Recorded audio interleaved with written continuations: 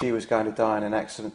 Don't forget, of course, that we mustn't forget that she really, really believed that her former lover, Sergeant Barry Mannicky, who was her bodyguard at one point, this was here, this is Barry Mannicky, here. That he was killed in a road he was killed in a road traffic accident. But Diana was convinced that was an MI5 operation that killed him, and she was also always fearful of dying in a similar way, as this note shows. And like you say, it's chillingly prognostic.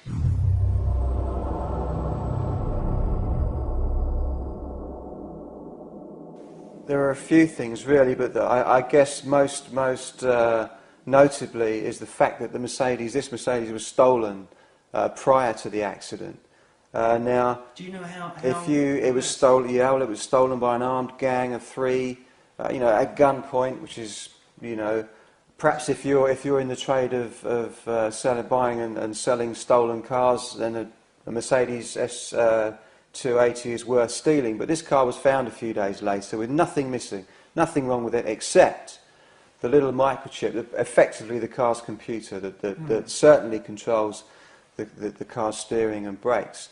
Now, also on the night of the accident, we're told that, and this is official as well, according to the conclusion of Lord Stephen's Operation Paget report, that this car was the only available car. But we're told it was the only available car, the very car that had been stolen. Its EMS, electronic management system chip, taken out, and then the car returned. Who actually repaired that car? Who replaced that chip? We still don't know. So there is a definite possibility then that this technique that had been developed, some years previously by the SAS might very well be the exact way that this Mercedes was controlled, by taking that chip on this, staged gunpoint raid on the car. Absolutely, and taking it away. In that period, we see the chip being replaced, which could be a modified chip according to specifications of the SAS or... That's exactly what it would have been. According to, I also personally interviewed a former SAS sergeant called Dave Cornish, and he looked at this, and I put this theory to him, and he said, absolutely, that is exactly how it would have been done. They would have stolen the car, taken one chip out, replaced it with another, no one would have known, that's exactly how it would have been done, according to Dave Cornish, Sergeant David Cornish.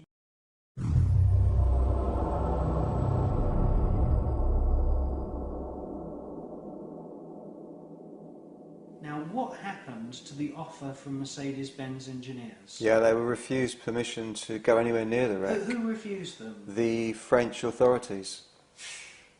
Yeah, they were refused permission. So because, Mercedes are renowned as one of the world's greatest car manufacturers. Absolutely. The car itself is the top of the range S-Class. Like you say, a 500 and a 600 is the top of the S-Class range. This is one of the best cars in the world, built by a professional company that was offering, I presume, for free, the expertise of its own engineers, and they were refused permission. Do you think, it's fair to speculate that the reason that Mercedes-Benz have never been allowed access to the crash is because they know that car inside out? Obviously, they are the company that designed it and manufactured it, and that there had been these modifications, and that Mercedes-Benz are deliberately being kept away from it because probably one of their engineers would pick up on something that was not put in that car at the time when it was manufactured in the factory. Absolutely. And a very similar scenario, according to Sir Ranulph Fiennes again, with Sir Peter Horsley incident. That's exactly what happened in that situation as well. The police were not allowed near that car until, according to Sir Ranulph Fiennes, this is not conspiracy theory, this is Sir Ranulph Fiennes saying this, the team that carried out the assassination made sure that their men got to the car before the police were able to examine it in a very similar way to this. You would expect that Mercedes-Benz engineers would have been allowed to come in and give their opinion on, the condition of the car. But they weren't. They weren't allowed to.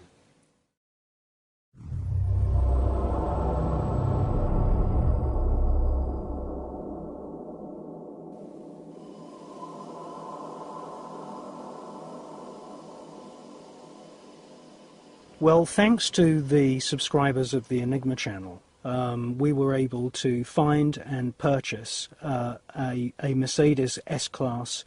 It's an S280. It's exactly the same model and exactly the same year of manufacture as the car involved in the crash. The only difference with this car is that the steering wheel is on the opposite side because this is a British version. But apart from that, this is exactly the same vehicle. Now, we've had this car for nearly 2 years. We've been able to do a lot of driving tests. We've gone through the tunnel many times in this car, and it's given me a lot of insights, and I've never seen a documentary where they've gone to the trouble of actually purchasing an S-Class for the research in the actual film. This car cost €100,000 new. That's about £76,000, I think, roughly. It's bought by dictators, VIPs, footballers' wives, prime ministers, anyone who wants a rugged, sturdy vehicle. The build quality is the best that Mercedes have to offer. There is nothing above the S-Class apart from the Maybach, which is a different company which is run by Mercedes altogether. The general build quality of this car exceeds what you would find in a Bentley and also in a Rolls-Royce. The doors have a self-closing mechanism. This really creates a hermetic seal around the door frame, and this adds to the rigidity of the framework of the actual car. And there is an interesting sequence in a film starring George Clooney called The Peacemaker, where they take a Mercedes S-Class, exactly the same car as this, and they punish the car incredibly, and you can see that in the car it stands up to a huge amount of abuse. And the storyline in the plot of the Peacemaker film is that the S-Class is being used by special operatives, by intelligence agents. Oh shit!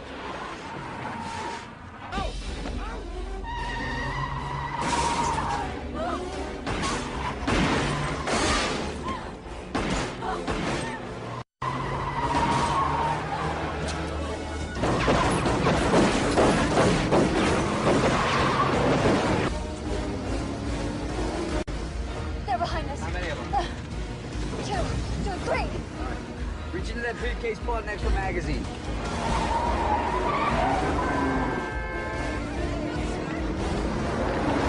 Where is it? In the briefcase, reach it. God damn it!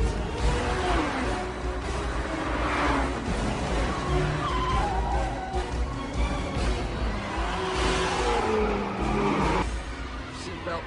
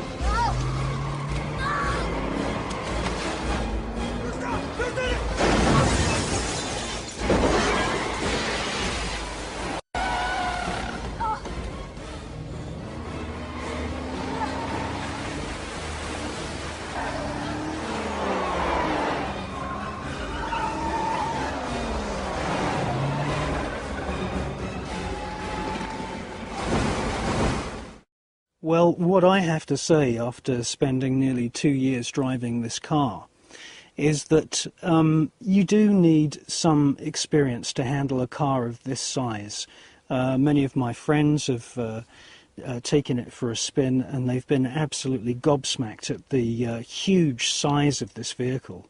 It's difficult to judge gaps, it's difficult to park, it's difficult to get into a garage, and in my investigation I've been unable to ascertain whether Henri Paul had experience of driving the S-Class Mercedes.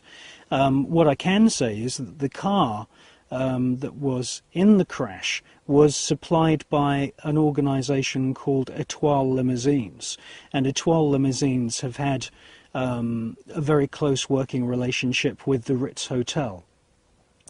On the night of the crash, apparently, this is according to certain reports which I've read and researched, on the night of the crash, the Mercedes S280 limousine in question was the only car available to ferry Dodi and Diana to Dodi's apartment. And it's interesting because you would imagine that there would be other cars available, but apparently it was this one, this S280, which was the only one which was available.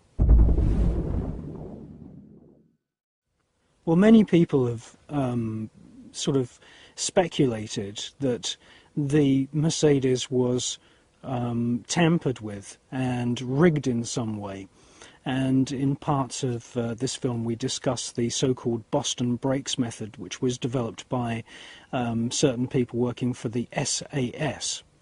So, you know, this was another reason why I took the decision to purchase an exact model so that we could do our own tests. And we looked under the hood and we found some interesting things. Now, many of the mechanisms in this car are all controlled electronically by an engine management system and an electronics management system.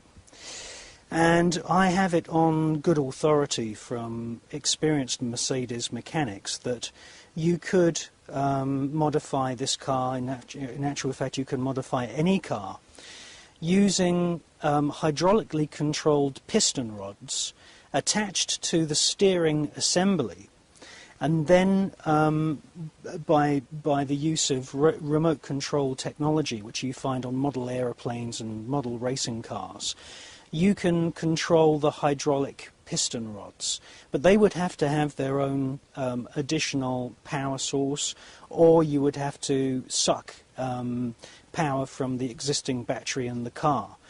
Whatever modification you wanted in terms of being able to remotely control the steering and the brakes of a car, you would have to drill into parts of the car and you would have to add extra control rods. As far as I've been told, it's not possible to control the actual existing electronic system remotely without having some kind of physical modification. So when we purchased this car, we did an internal inspection, and immediately what struck us is that the whole engine layout is very, very logical and extremely clear. Here you have your water supply, the battery, the radiator is all in an enclosed enclosure. There's not that many wires dangling around.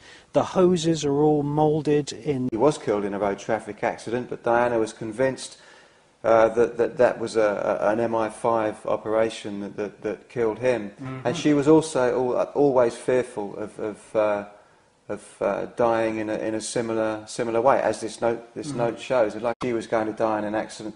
Don't forget, of course, that we mustn't forget that she really believed that her former lover, Sergeant Barry Manicky, who was her bodyguard at one point, this chap was here, this is Barry Manicky, yeah, that he was killed in a road traffic. Well, he was stolen prior to the accident. Now, do you know how it was stolen? Yeah, well, it was stolen by an armed gang of three.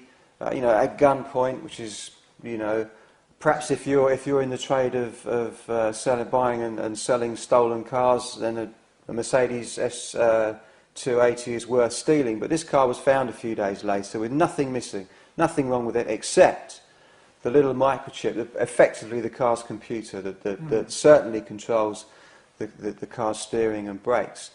Like you say, it's chillingly prognostic.